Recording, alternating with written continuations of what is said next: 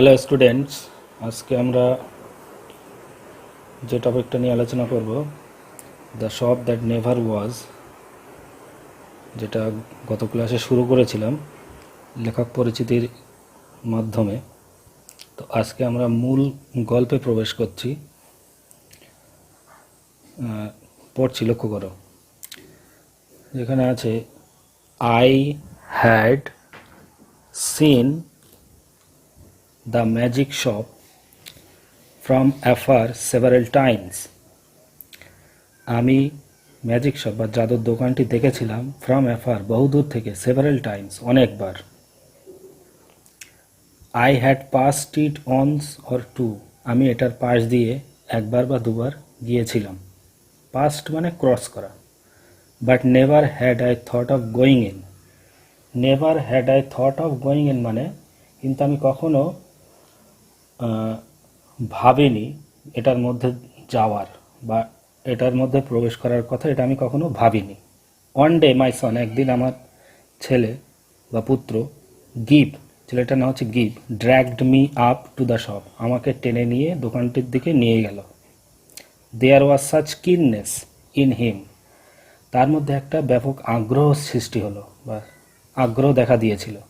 That I was force to get in, যাতে করে আমি ভেতরে ঢুকতে বাধ্য হলাম বা দোকানটির ভেতরে ঢুকতে বাধ্য হলাম তার আগ্রহ দেখে।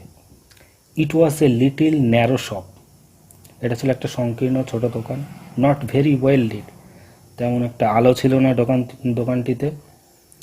অন দ্য শপ কাউন্টার, দোকানের টেবিলে, দোকানের ভিতরে দেখবে টেবিল থাকে, সেই দোকানের টেবিলে দেয়ার ওয়ার সেভারেল ক্রিস্টাল বলস, সেখানে দেখবে অনেকগুলো,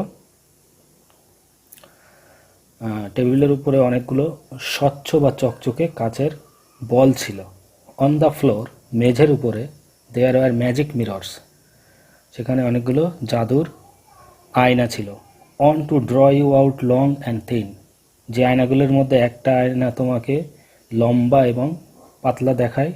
and one to make you short and fat, এবং আরেকটা আয়নার সামনে গেলে সেখানে তোমাকে বেটে এবং মোটা দেখায়। তো এরকম দৃশ্য দেখলে স্বাভাবিক হাসি পাবে সবার, লম্বা রোগা বা বেটে মোটা। সো তার সেই জন্য তার পরের লাইনে বলছে, হোয়াইল উই ওয়ার লাফিং অ্যাট অল দিস, যখন এই সমস্ত চিত্র বা ছবি আমরা দেখে হাসাহাসি করছিলাম, দ্য শপম্যান অ্যাপিয়ার্ড, দোকানদার এসে হাজির হলেন বা দোকানদার উপস্থিত হলেন। How can I help you said he, দোকানদার বললেন, আমি আপনাদের কিভাবে সাহায্য করতে পারি।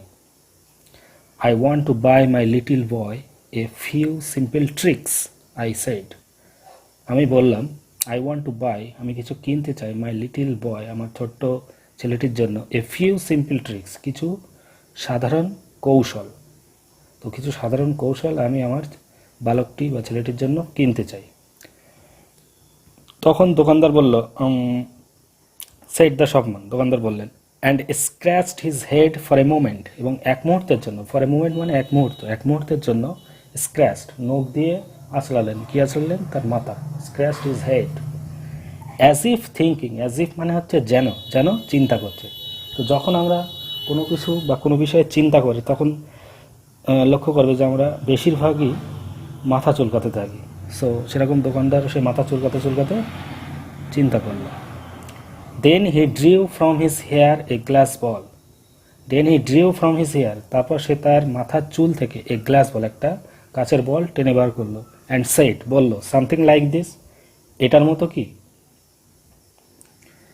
অ্যান্ড হেল্ড ইট আউট, এবং সেটা হাতে ধরে রাখলো। হেল্ড ইট আউট মানে হাতে ধরে রাখলো। The action was unexpected, the action বা কাজ, কাজটি ছিল একেবারেই অপ্রত্যাশিত। আনএক্সপেক্টেড মানে আশা করিনি, নট এক্সপেক্টেড। কোন কাজটা, এই যে চুলের ভেতর থেকে কাচের বল বের করে আনা। I had seen the trick, আমি দেখেছি বা দেখেছিলাম এই কৌশলটি, ডান অ্যাট ম্যাজিক শোজ, এই কৌশলটি করতে দেখেছিলাম কোথায়, যেখানে জাদুর প্রদর্শনী হয় সেই জায়গাতে। But I had not expected it here, কিন্তু আমি কখনো এটা এখানে আশা করিনি, বা এই দোকানে আমি এই জাদুটা আমি আশা করিনি। কে বলছে এটা? The father's of give. That's good, I said with love, আমি হেসে বললাম, বা গিফের বাবা হেসে বলল, হ্যাঁ বেশ ভালো। ইজন্ট ইট, তাই নয় কি? সেড দ্য শপম্যান, দোকানদার বললেন ইজন্ট ইট, তাই নয় কি? Said the shopman. Give stretched out his hand to take this object. Give তার হাতটা প্রসারিত করলো, স্ট্রেস মানে প্রসারিত করা বা বাড়িয়ে দেওয়া, হাতটা বাড়িয়ে দিল সেই জিনিসটা নেওয়ার জন্য। And found merely a blank palm, এবং যে হাতটা বাড়িয়ে দিল কেবলমাত্র তার হাতের খালি জায়গাটি দেখতে পেল, মানে সেই বলটা আর সেখানে জায়গা গেল না, ভরসা হয়ে গেল। সো এই ছিল আজকের ক্লাস। তো তোমাদের এইচটি থাকবে, প্রত্যেকটা লাইন খাতায় লিখবে, ফ্রেশ খাতায় এরকমভাবে লিখবে। আমি একটা বলে দিচ্ছি, I had seen the magic shop from afar several Times. এই লাইনটা লিখে তার নিচেই বাংলা মানেটা পরিষ্কার করে লিখবে। এইভাবে প্রত্যেকটা লাইন লেখার পর সব যখন পুরো টেক্সটটা যখন লেখা হয়ে যাবে, তারপরে কিছু অজানা শব্দ আছে, সেই অজানা শব্দগুলো খাতাতে লিখবে। এইগুলো তোমাদের এইচটি থাকবে। প্রথমে লাইন বাই লাইন লিখে তার বাংলা মানে লেখা, পরে অজানা শব্দগুলো লেখা। তো অজানা শব্দগুলো আমি বলে দিচ্ছি। প্রথমে আছে অ্যাফার। অ্যাফার মানে বহুদূর। তো অ্যাফারের ইংলিশ বলতে পারো ডিস্ট্যান্ট, DISTANT, ডিস্ট্যান্ট। সেভারেল মানে অনেক, এর ইংলিশ বলতে পারো মেনি, MANY, মেনি। তো তোমরা বাংলা মানে প্লাস তার ইংলিশ সিনোনিমটাও ব্র্যাকেটে লিখবে, ঠিক আছে? তারপরে আছে দেখো পাস্ট। পাস্ট মানে অতিক্রম করা, ক্রসড, এর ইংলিশ বলতে পারো ক্রসড, CROSSED, ক্রসড। নেক্সট আছে থট, চিন্তা করা। থটের ইংলিশ লিখতে পারো কনসিডার্ড, CONSIDERED, কনসিডার্ড। তারপরে আছে ড্র্যাগড। ড্র্যাগড মানে টেনে নিয়ে যাওয়া। ড্র্যাগডের ইংলিশ হচ্ছে পুলড, PULLED। তারপর আছে কিননেস। কিননেস মানে আগ্রহ, এর ইংলিশ লিখতে পারো ইন্টারেস্ট বা ইগারনেস। ইগারনেস বানান হচ্ছে EAGERNESS, ইগারনেস। ফোর্সড মানে বাধ্য হওয়া, আর এর ইংলিশ সিনোনিম হচ্ছে কম্পেলড, COMPELLED, কম্পেলড। তারপর আছে ন্যারো। ন্যারো মানে সংকীর্ণ। নট ওয়াইড, এর ইংলিশ লিখবে not wide, NOT, not WIDE, wide. Counter মানে টেবিল।